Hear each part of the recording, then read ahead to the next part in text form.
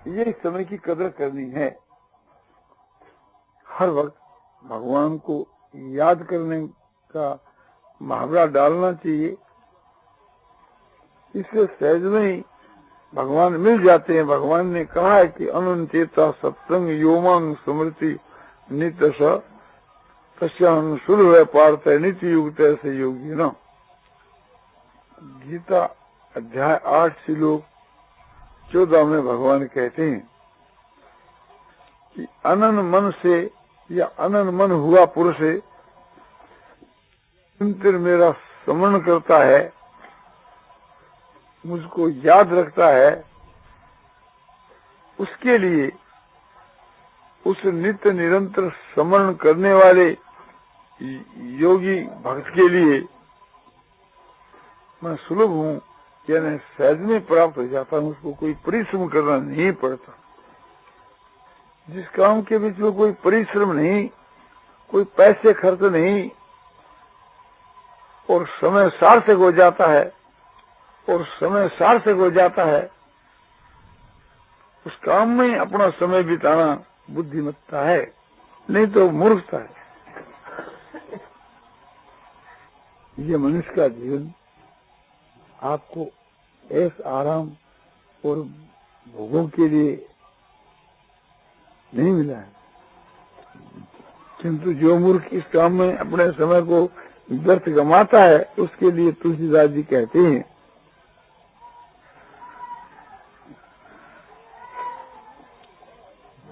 ताहि कबहु बल करगन कोई,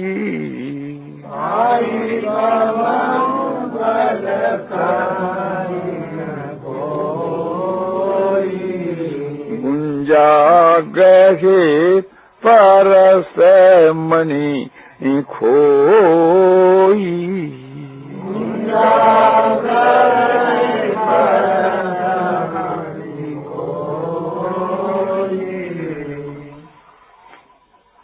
परसमणि यानी पार्स और गुंजा यानी घूमती चिरमी। जो मनुष्य पार्स को खोकर के बदले में घूमती लेता है, उसको कोई भी बुद्धिमान यानी अच्छा आदमी नहीं बतलाएगा, मूर्ख ही बतलाएगा। यही कहेंगे कि मूर्ख। तो ईश्वर ने हमारे को जो बुद्धि दी है, विवेक दी है, उसकी कदर करनी चाहिए, उसका उपयोग ठीक करना चाहिए, उसका दुरुपयोग नहीं करना चाहिए। वही बुद्धि हम भजन ध्यान में लगावें, भगवान के तत्व है इसको समझने में लगावें, भगवान के गुण और प्रभाव को जानने में लगावें, भगवान के नाम रूप और चरित्र के तत्व है इसको समझने में लगावें, तो बुद्धि हमारे लिए कल्याणकारक होती है। और उस बुद्धि को हम दूसरे के अनिष्ट में लगावें या समझो कि अनुगम बनाने में लगावें, या समझो कि जिसमें मनुष्यों का जीवों का संहार हुए उस काम में लगावें, तो बुद्धि का दुरुपयोग करना है और उसका फल है सो घोर दुख की प्राप्ति। तो ईश्वर ने जो कुछ सामग्री हम लोगों को दी है, ऐश्वर्य दिया है, कुटुंब दिया है, शरीर दिया है, बल दिया है, बुद्धि दी है, विवेक दिया है, सब आत्मा के उद्धार के लिए। तो इन सब को परमात्मा की प्राप्ति के साधन में लगा देना चाहिए कि जब तक एक प्रकार से मृत्यु दूर है, उसके पहले पहले ही। देहांत के बाद तो कुछ आप कर ही नहीं सकेंगे। तो ये इसका सदुपयोग करना है, इसके विपरीत काम में लगाना ही दुरुपयोग करना है। ईश्वर की बड़ी कृपा है जो हम लोगों को उत्तम देश, उत्तम काल, उत्तम जाति, उत्तम धर्म में जन्म दिया है। ऐसे मौके को पाकर के भी जब हम अपनी आत्मा का कल्याण नहीं करेंगे तो कब करेंगे?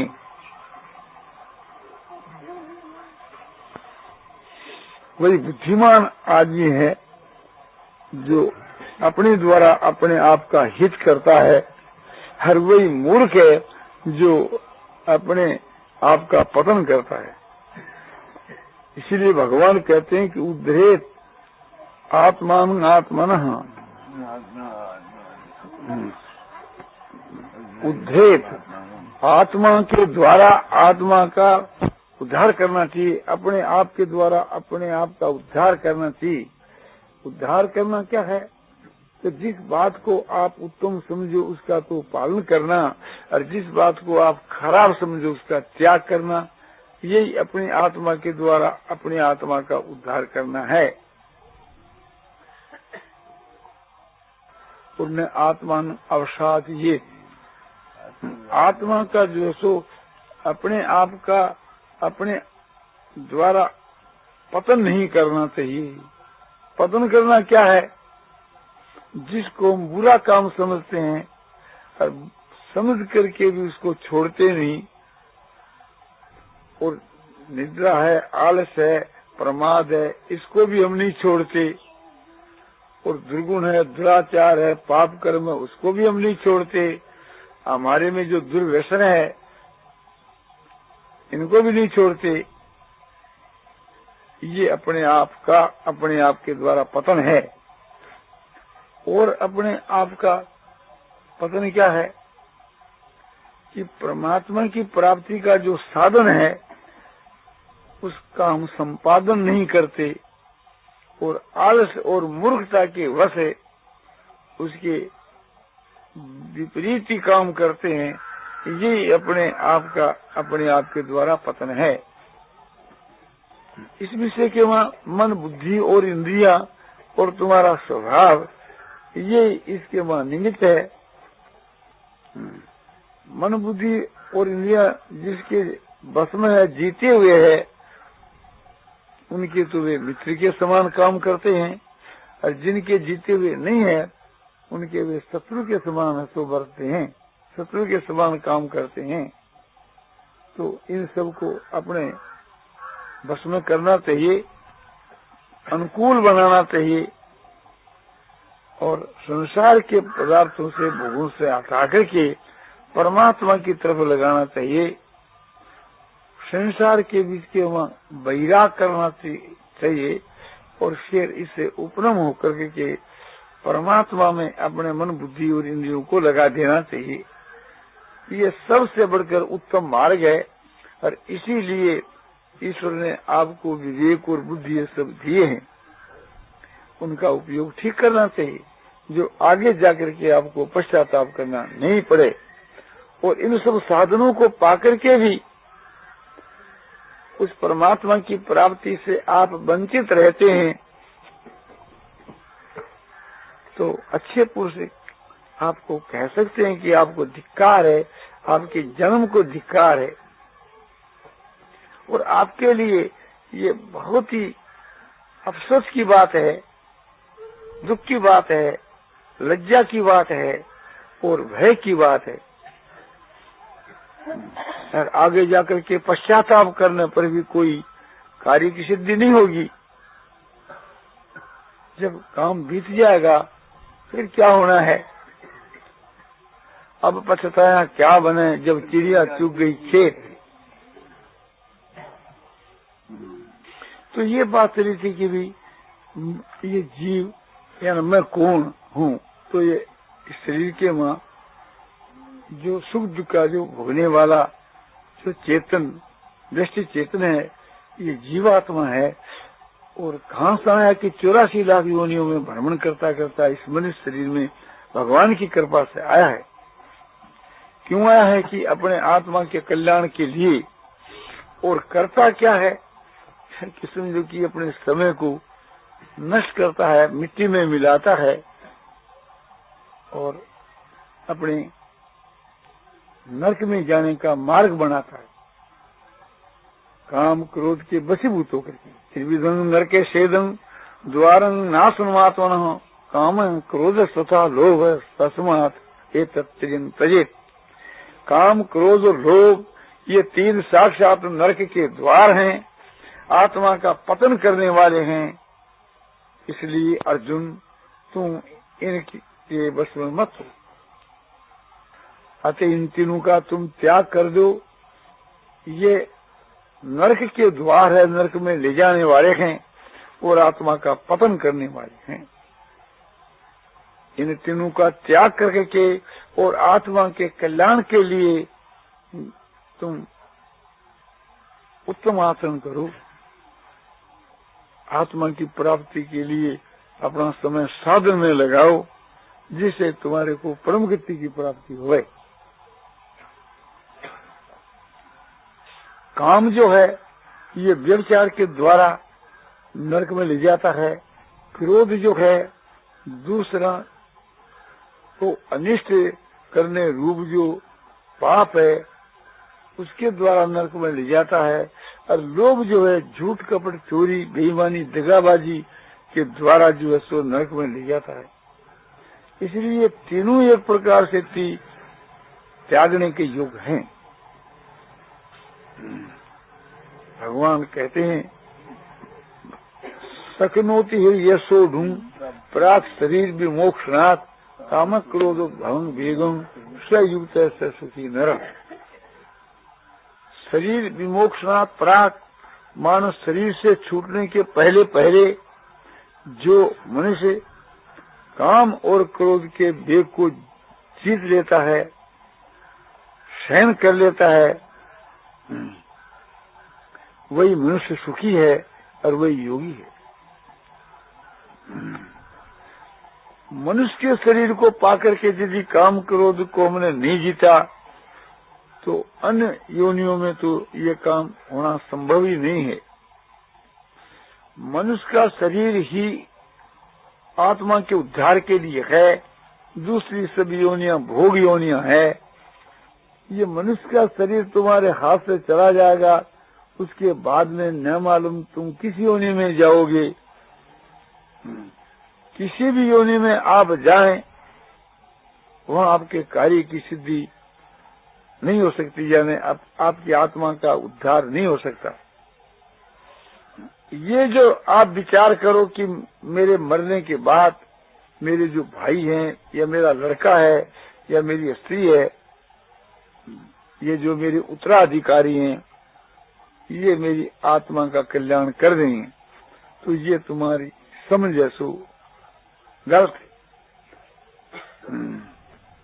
ये लोग अपने आप का कल्याण कर ले में तो बहुत है, तुम्हारे को समझो कि कहीं डुबोवे नहीं तो बहुत है। जो आदमी ये चाहता है कि मेरी स्त्री मेरा लड़का जो कुछ मेरे लिए करें वो मुझको परलोक में मिले, तो ये ख्याल रखना चाहिए। उस पर आप जब निर्भर होगे तो वे जो पाप करेंगे उनका भी फल आपको मिलेगा और पुण्य का भी। शास्त्र में तो यहाँ तक बताया है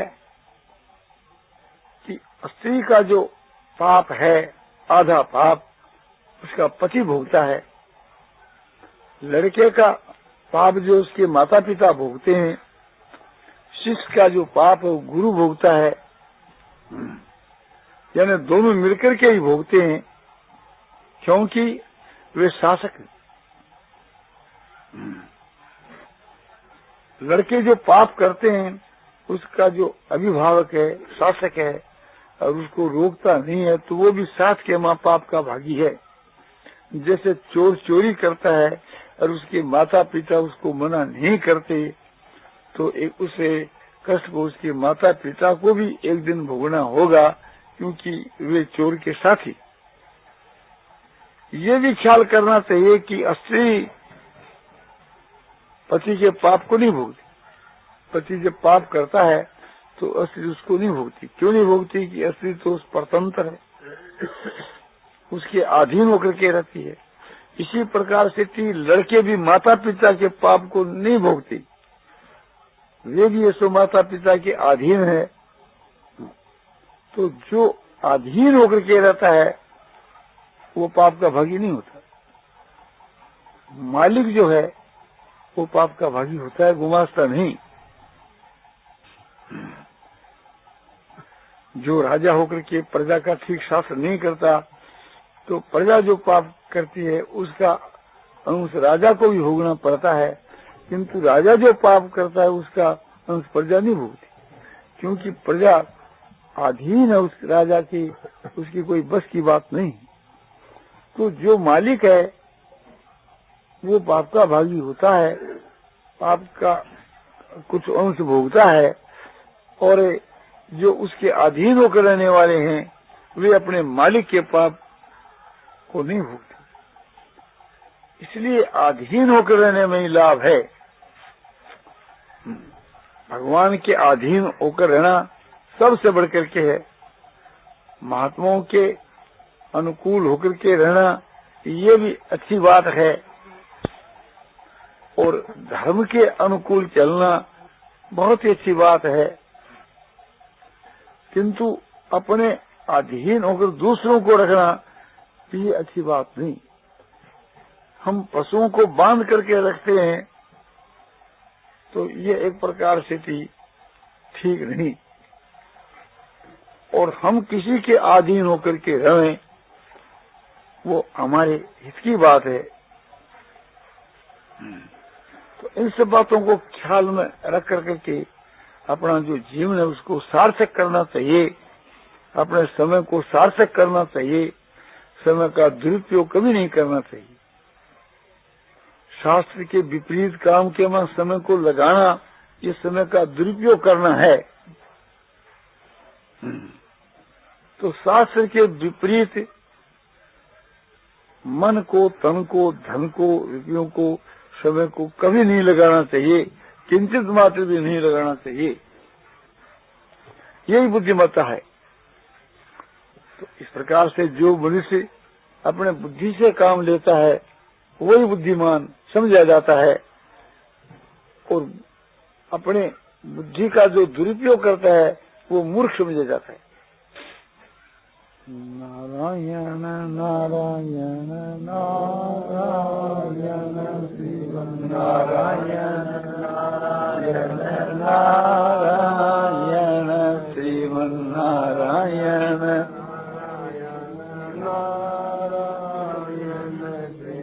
नारायण नारायण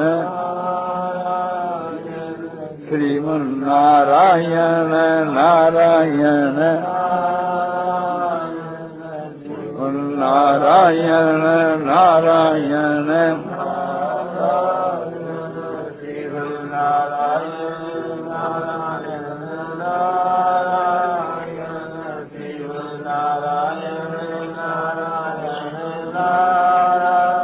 सियावर रामचंद्र की जय।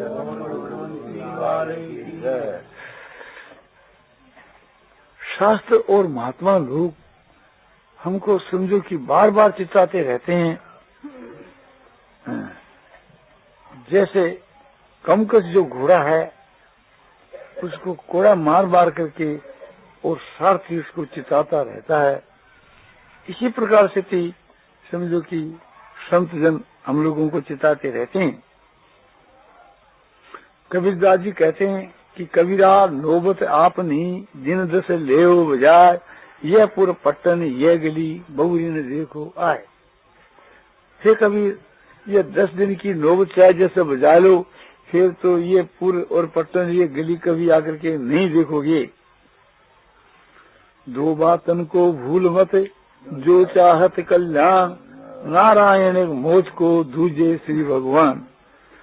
नारायण कभी कहता है कि 2 बात को कभी मत भूलो, एक तो भगवान को और एक मृत्यु को। मृत्यु को याद रखने से उससे पाप बनती में नहीं आता, और भगवान को याद करने से उसकी आत्मा का उद्धार हो जाता है। सुतदारा और लक्ष्मी पापी केवी होय, और संत मिलन और हरि भक्ति दुर्लभ जग में दो। स्त्री पुत्र और धन ये तो पापियों के भी देखने में आते हैं, किंतु ईश्वर की भक्ति और सत्पुरुषों की संगति ये दो चीज संसार के वहाँ दुर्लभ है। वो प्रयत्न साध्य है, इस वास्ते उसके लिए प्रयत्न करना चाहिए। ईश्वर की कृपा का आश्रय लेकर के जो प्रयत्न करता है उसका प्रयत्न सफल हो जाता है। आज काल की 5 दिन जंगल होएगा बास, ऊपर ऊपर हल फिरे ढोर चरेंगे घास। आज काल या 5 दिन यानी कुछ दिन के बाद माने जंगल में शमशान भूमि में वास होगा और ऊपर हल चलेंगे खेत के बीच के वहाँ, और उस पर पशु ऐसो घास चरेंगे, ये दशा होगी। हाड़ जले जू लाकड़ी, केस जले जू घास, सब जग जलता देख के भये कबीर उदास। तुम्हारी हड्डियां जो है एक प्रकार से लकड़ी की जो जलेगी, क्यों कबीरदास जी ने एक मुर्दे की हड्डियों को जलता देख करके के कैसे जल रही है कि लकड़ियों की जूं, और उसके सिर के केस कैसे जल रहे हैं घास की जूं, ये देख करके कबीर के चित्र में उदासी आ गई कि एक दिन यही दशा तेरी होने वाली है। चाकी चलती देख के दिया कबीरा रोय, 2 पाटन बीच आय के साबुत बतान को। यह काल की चाकी चल रही है, दिन और रात इनके 2 समझो की पाठ है, इसके बीच के में आकर के कोई बचता नहीं, सब एक प्रकार से फिस जाते हैं। तो एक दिन सबको मरना है, ये देख करके कबीर जी ऐसो रो दिए। आज चक्की चलने में सबका मेला हो, कि एक प्रकार से चक्की चलो तो चलो काल की, किंतु जो बीच में जो किल्ली है उसका आसरा ले ले तो उसको कोई भय नहीं। तो मतलब ये कि भगवान को आसरा लेने से फिर कोई भय नहीं है। वो केंद्र है, वो अपने किला की माफक बीच के वहाँ चक्की में बीच में आ जाते हैं सीधे के पास। हाँ, वो बच जाता है। तो यहाँ किला क्या भगवान देख कर दिया कबीरा रोज, किले बीच अड़ो रहे बाल न बाको हो। वही बात कोई बात है नहीं, एक ही बात है, सबको एक ही मतलब है। आज कहे मैं काल भजूं, काल कहे फिर काल, आज काल के करत ही ओसर जासी चाल। आज कहे मैं कल से भजन शुरू करूंगा, परसों से शुरू करूंगा, इस प्रकार से करते करते समय से बीत जाएगा, फिर कब करेगा। तो काल भजनता आज भज, और आज भजनता अब, पल में प्रलय होगी तो बहुरी भजेगा कब। तो काल भजने का विचार करता है तो आज ही शुरू कर दे, और आज का विचार करता है तो अभी शुरू कर दे, क्योंकि क्षण में तुम्हारी मृत्यु आ जाएगी तो सिर कब भजेगा।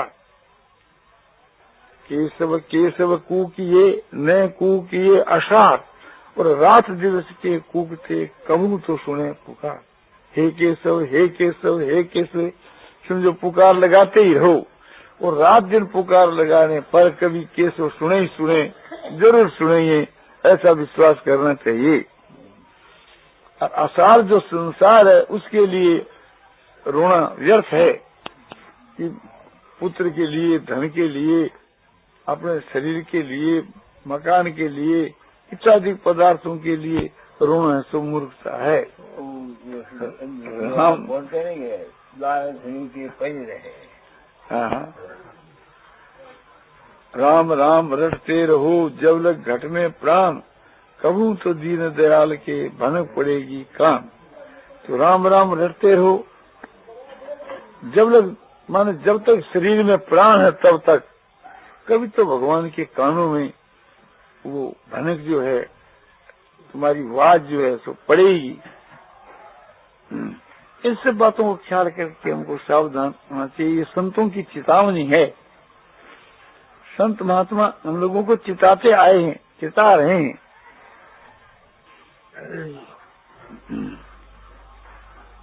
आए थे कछु लाभ को, और खोए चले सब मूल, और फिर जाओगे सेठ पा तो पले पड़ेगी धूल। हम लोग समझो कि धर्मराज जो हमारा सेठ है, उसे मनुष्य का शरीर है, ये मनुष्य का शरीर रूपी ये धन लेकर आए थे, और इस मूल को गंवा करके चले जाएंगे और फिर धर्मराज के पास अर्जी डालेंगे कि हमारे को एक बार मनुष्य का शरीर फिर दो, तो पले में धूल पड़ेगी। देखो, इस पर एक छोटी सी कहानी है कि कोई एक पुरुष संत महात्मा के ऊपर दया करता था और उसको दुखी देकर महात्मा ने कहा कि तुम दुखी क्यों हो? उसने कहा कि मेरे सिर पर ऋण हो गया, इसलिए मैं दुखी हूँ।